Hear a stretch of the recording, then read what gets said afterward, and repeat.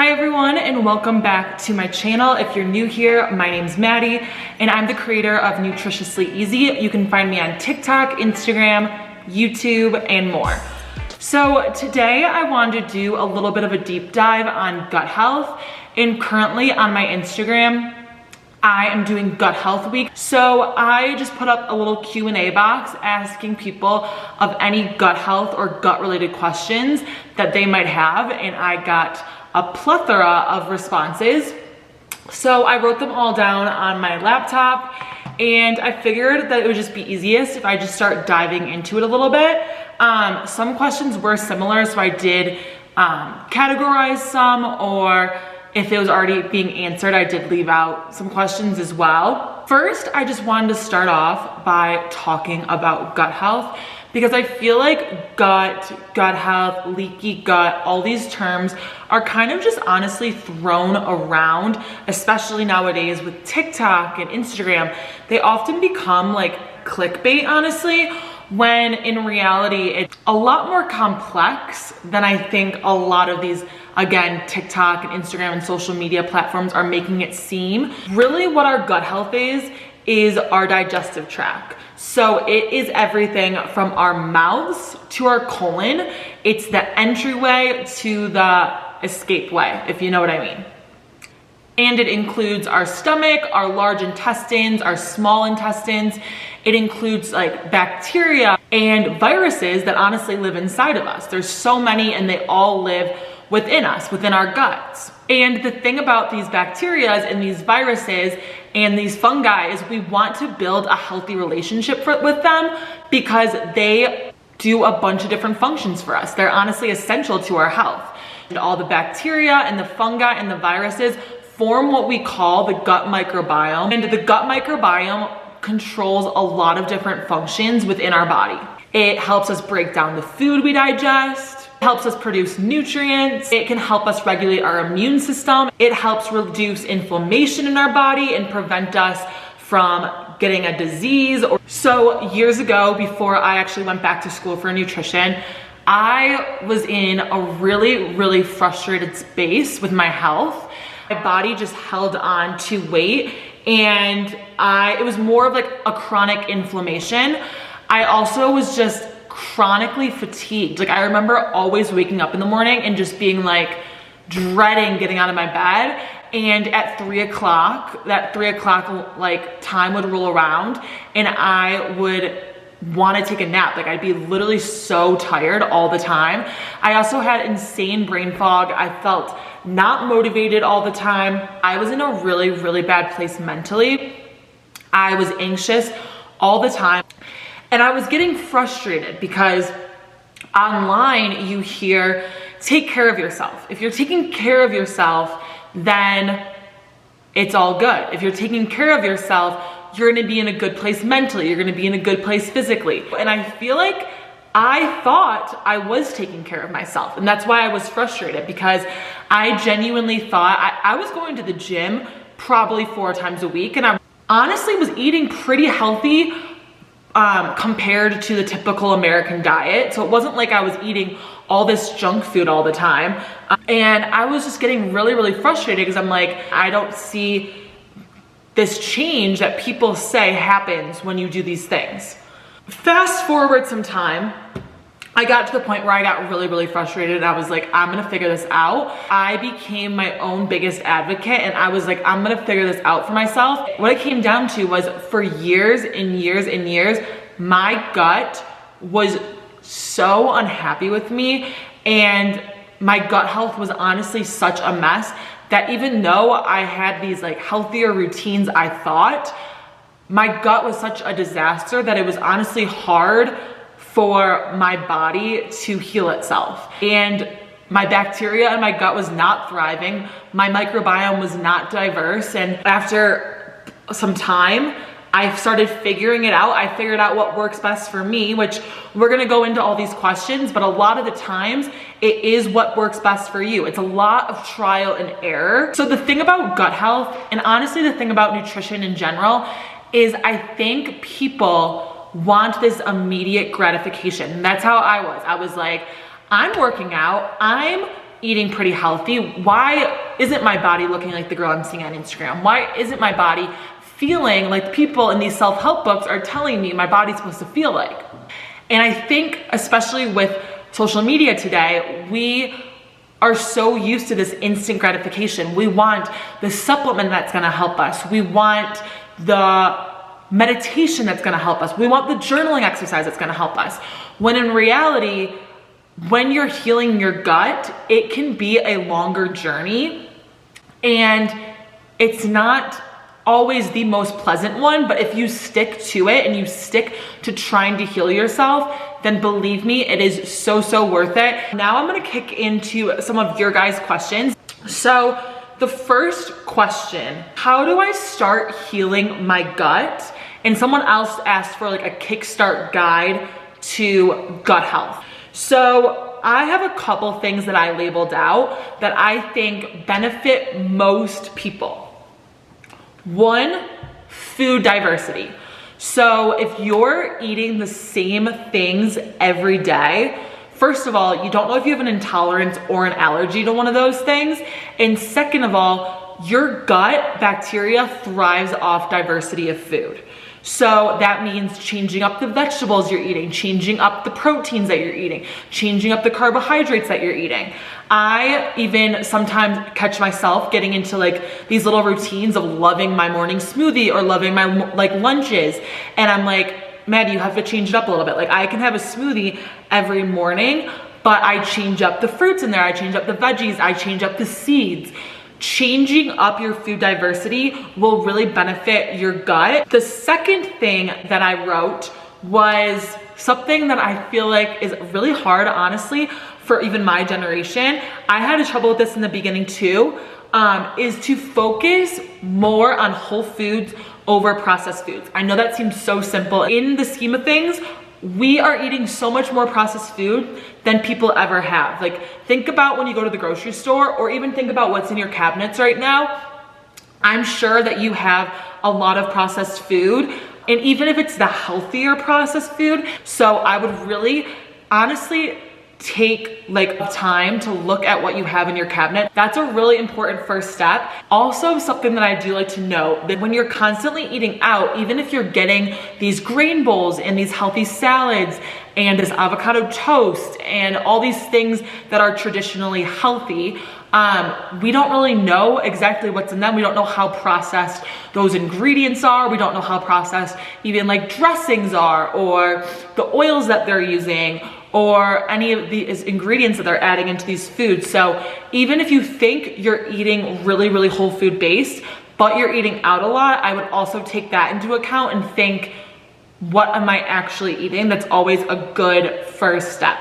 My third recommendation would be to cut back on sugar. I know that they say it takes like 21 days to get over a habit.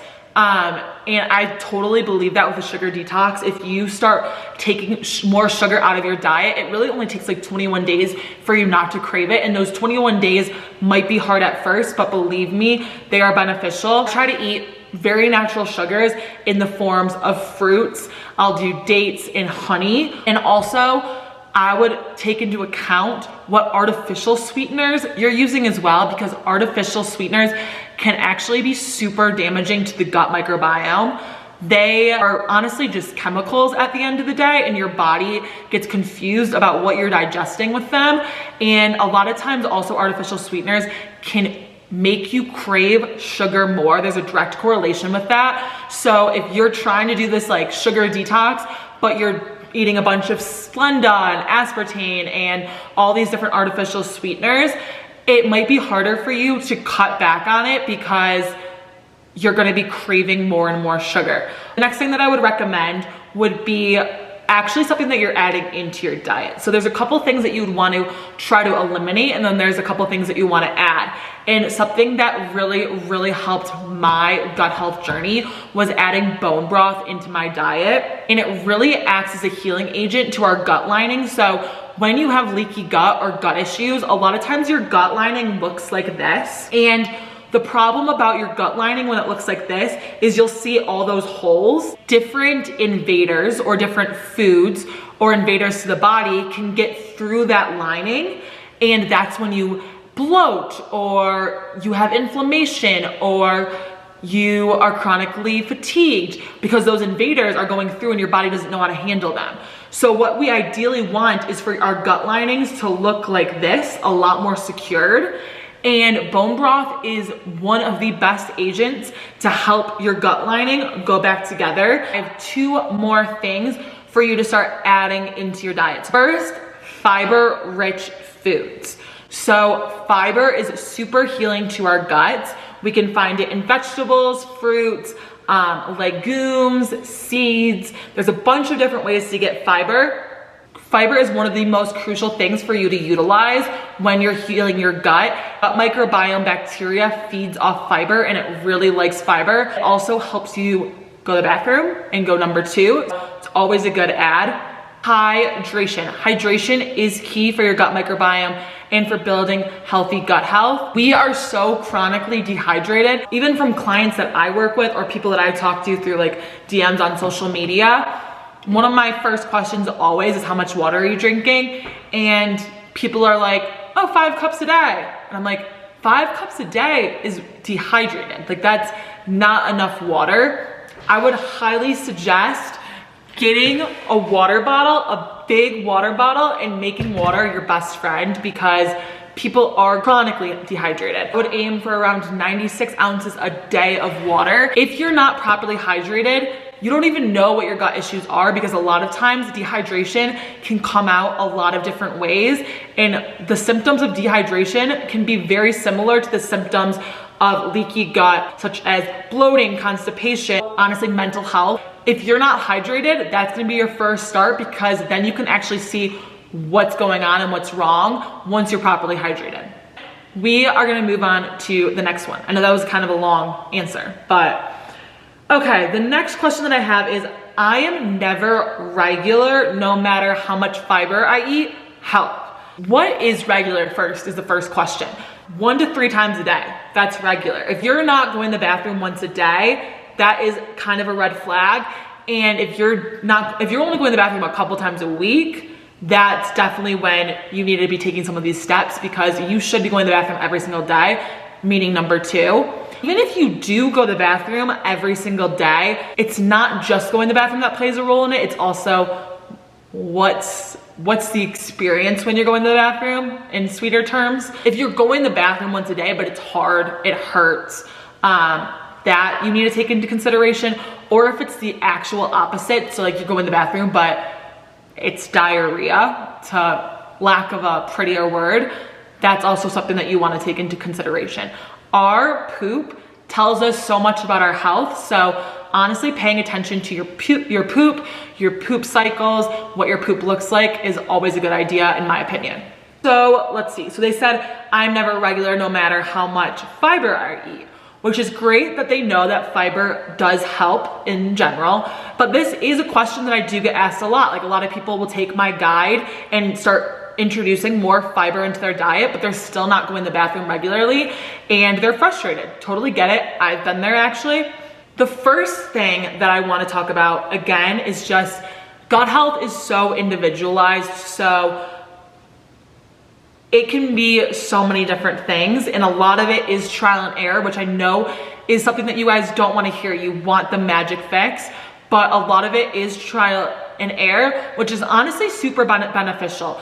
I had to do so much trial and error for my own body, and the thing about that was it made me so much more intuitive with my body, and now I feel like I know what's going on because I had to do all those processes of trial and error, and now I can really pinpoint things because I know how my body works, and I feel like I'm more connected to my body. But something that I will have to say here is, even though you're eating fiber, people have food sensitivities.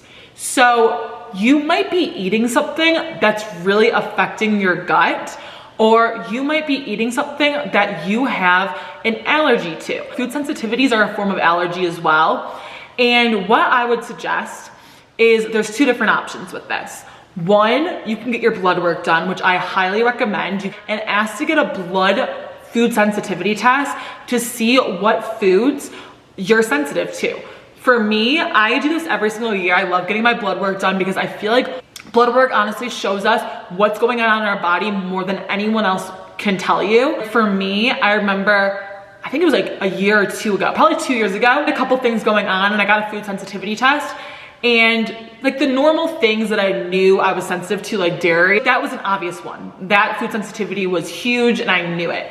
But spinach, I was really sensitive to spinach and I was really sensitive to almonds, which were two things that I was eating every single freaking day. It took me a while, like now I can enjoy them again, but I had to give my body a little bit of a break from them. And just because spinach was a form of fiber, doesn't mean necessarily that I wasn't sensitive to it and it was making it harder for me to go to the bathroom, or it made me feel constipated because I was eating those all the time and I was really sensitive to that. So number one, a food sensitivity blood test. If you can't afford that, or blood freaks you out or something like that, you can also do an elimination diet. This is what I would do. I would start off by keeping a journal of what you eat for a week. So write down everything that you eat for a week. And then from there, you're gonna categorize foods. So you're gonna start seeing that you honestly probably eat the same foods all week because it's what you have in your fridge, it's what you have in your pantries. Totally normal. Once you see those, ask yourself like, when do I feel the symptoms of, just like, let's use this for example, constipation or bloating or diarrhea? Is it at 3 o'clock after I just ate a piece of sourdough bread? Like, you know what I mean? So you're gonna start thinking about the foods that you're eating and how you're feeling around them. And then you're gonna take a food at a time and eliminate it from your diet and see how you feel. And then you're gonna slowly reintroduce it to your diet and see how you feel again. And that can usually be a really good indicator. Okay, the next question that I got was, is sea moss good for gut health and will it help with bloating? This question I'm gonna kind of like take and kind of run somewhere else with a little bit, but to answer your question, it can be. There's also a lot of other supplements that are good for you out there, such as probiotics, L-glutamine, aloe vera juice, magnesium, zinc. Like there's a bunch of different things that will help with your gut health. But where I wanna take this is kind of what I feel like is the problem with most people when it comes to nutrition and especially gut health. People want that magic fix. People want to just be able to grab that sea moss and put it in their drink or put it in their food and be like, my gut's gonna be dandy. But at the same time, they're eating a bunch of processed foods. They're not hydrating themselves. They're not paying attention to their lifestyle that they're like living in. And that can be kind of when it gets dangerous, because I think nowadays people just want that magic supplement. They want that magic thing that will help them, when in reality, majority of gut health is diet and lifestyle. Yes, you can add in those supplements and they are gonna be beneficial and help you. They're not gonna magically help your gut health if you're not doing the other things and you're not taking care of your body. That's more what's gonna help you than just taking this like magic pill to help. Also, I feel like there's just so many videos out there of like the magic supplements that can help your gut, and it can be really, really individualized. And I would focus more on vitamins and minerals than these like magic foods that people are just saying is gonna heal everything. Again, sea moss does have amazing benefits. Spirulina has amazing benefits. Aloe vera juice has amazing benefits. I'm not saying that they don't, and I personally add them into a bunch of things and I love them. But at the end of the day, I think there's a bunch of other steps before just adding that into your drink and thinking that's the do-all. Okay, the next question. Does trouble going to the bathroom typically mean gut issues?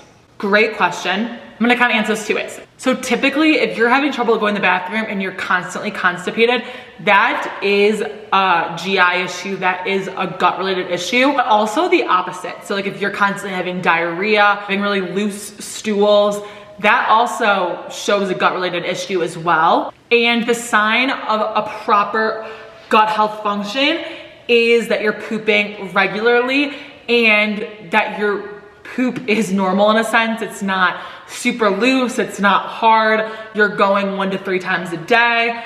Okay, the next question. I love this one. I probably should have done this one first, but signs you need to heal your gut. Great question. There's honestly a lot of signs, and you're gonna think that I'm naming every single thing in the entire world, but honestly, our gut health, like I said, it is our second brain. It is so important for our health. So a lot of signs and symptoms do relate to it and do come back to it. Constantly bloating is definitely a sign. Constant fatigue is another sign. So like if you're constantly tired, that can often be a gut related issue. Acne or skin flare-ups. People say what's happening in the gut often shows on our skin. So that can be acne of the face or skin flare-ups on the face. That can also be rashes of the body. Even something that's like kind of random is like a rash under your underarms can often be a gut related issue. Another one that kind of goes with fatigue is brain fog. If you feel like you're just constantly spacing out, you don't have motivation, you like go in and out of being there, you're constantly like almost in a daydreamy state, that's another sign.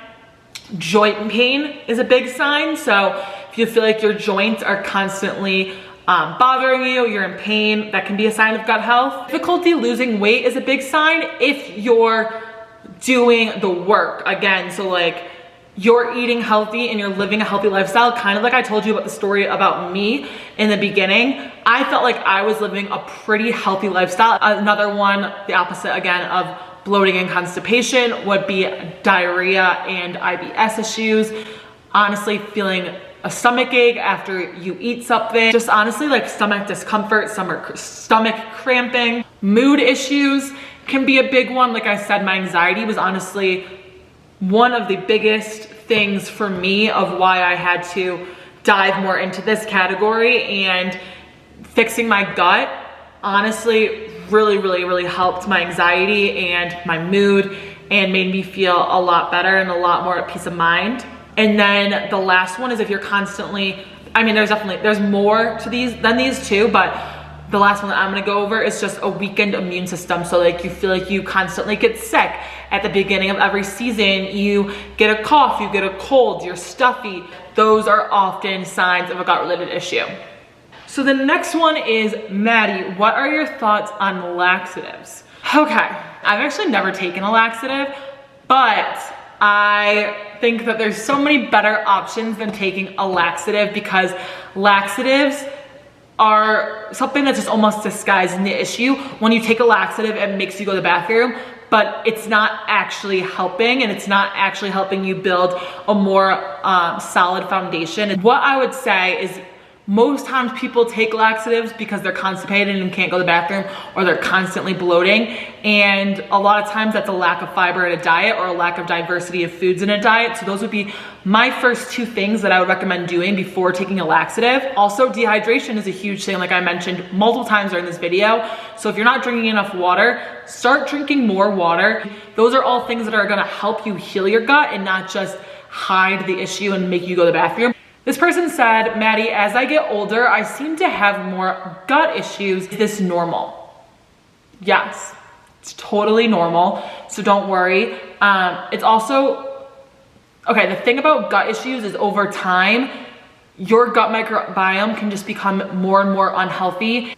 And maybe after years of your microbiome needing some extra love, right now the symptoms are starting to come on. So it might have been more silent at first and not physical symptoms such as like gas or bloating. But now after years, it's starting to become more physical. And a lot of times our symptoms to things can change even when it's like the same problem in our body. But I think these tips could really help you.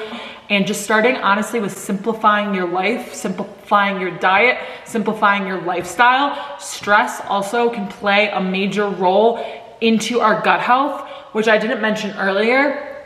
And the older you get, obviously the more stress you have, because you have finances, you have a home to worry about, you have work to worry about, you have friendships and relationships that you're trying to maintain.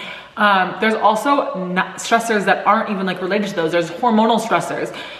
Maybe the workout that you're doing is stressing out your body a little. Maybe you're not getting sleep, which is super stressful on your body. Or you're just like in a really bad place mentally. You're constantly overthinking, which can spike your cortisol levels and make you more stressed out. So As you get older, a lot of times, again, we become more stressed, and stress has really, really negative effects on our gut health. So I would really try to add in some more lifestyle habits in there as well. Maybe going for a walk for 30 minutes during your lunch break, or downloading a meditation app and trying to meditate.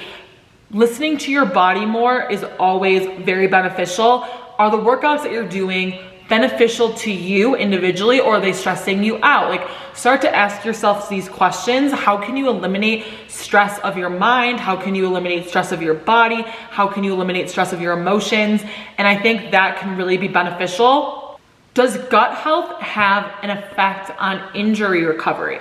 Really cool question. Like I mentioned earlier when I talked about the symptoms of gut health, poor gut health can correlate to joint pain. So if you already are in a state of injury and your joints are achy, those can be making those symptoms like even more. And also, you're having poor gut health and your body is so focused on fixing your gut and healing your gut and de-stressing your gut, then it's hard for your body to focus on the recovery that's happening from an injury. So yes, they definitely can coincide, and the healthier your gut is, the more easy it is for your immune system to function properly and for your body to heal naturally. So they definitely can correlate. And if you're someone that's having trouble with repairing yourself after an injury, you might want to start looking into other areas of your body. And also those, like I mentioned, with as you're getting older, stress can play a major role into this as well. If your body has so much other stress going on, it can be hard for it to focus on recovery. So really trying to eliminate some stressors in your life is super beneficial. The last question that I'm gonna answer for you guys is, what foods and what lifestyle habits can I add into my diet to help my gut thrive? Which is a great question. And a lot of these answers to these questions were, again, more elimination things. So I think it's always beneficial to talk on an elimination end, but also talk on what can we add, because it kind of takes both. Things that have probiotics and prebiotics in them are always great to add into your diet. Gut bacteria feeds off of probiotics and prebiotics. So things that have them in food, always beneficial, or to supplement with them. Also, fermented foods such as sauerkraut, kombucha, kefir, kimchi are all great foods for you to add. They, again, are good bacteria, feeds off of fermented foods, and they love fermented foods. So if you can add sauerkraut into salads or kefir into a smoothie, or I like to make my mocktails with a little bit of kombucha. Also, again, like I mentioned, bone broth is one of the best things that you can add into your diet. Adding foods that are really, really nutrient dense, like leafy greens, beets, garlic, things that are gonna help not only your gut, but your immune system. And really having a diversity of food, like we mentioned, is gonna be super beneficial. So maybe one week you get spinach, one week you get kale, one week you get arugula, one week you have strawberries, one week you have blueberries. Mixing things up, always super beneficial. Lifestyle changes to add, like I mentioned, really trying to de-stress your body is always so, so beneficial. Rest days are really important to take care of your body, stretching, mobility. All those things can really help our gut, because when our body's more relaxed, in a peaceful state, not tense, our cortisol levels are, doing their thing, it's easier for our guts to thrive and be more balanced. So that's kind of my full gut health spiel. I know there's probably so many more questions out there, and I can definitely do a part 2 to this, maybe even going more complex, a little bit more detailed, a little more scientific if you guys want. This was just kind of like a little overview of gut health, and I think it served its purpose. If you guys have more questions, again, always feel free to DM me. I constantly am doing Q&As on my Instagram, or even commenting on the TikTok, commenting on this YouTube video with more questions. I hope you guys enjoyed this. I hope it was beneficial. I hope that you feel like you have a couple things that can help you maybe get to the next level with your gut, whether that's maybe eliminating some things or adding some things in, whatever works best for you. And at the end of the day, I just want everyone to feel the best in their body. I want people to feel the love for their body, physically, mentally, emotionally. And I think gut health is one of the most important aspects to get there. So that's why I wanted to do this video, and I'm sure there's gonna be more questions. So I hope you guys have a great rest of your week, and cheers to you. I'm gonna enjoy the rest of my smoothie that's probably warm, and I might have to put some more ice in. But yeah, have a great rest of your week, and we will chat soon. Hit the subscribe button, please. I'm new to YouTube, and I would love it for you guys to just subscribe and tell me what types of videos you want, what types of videos you like best for me. Is it more like vloggy lifestyle? Do you like these Q&As? Whatever you guys want, I'm happy to kind of go in that direction. So hit the subscribe button, feel free to comment, like, and we will chat soon.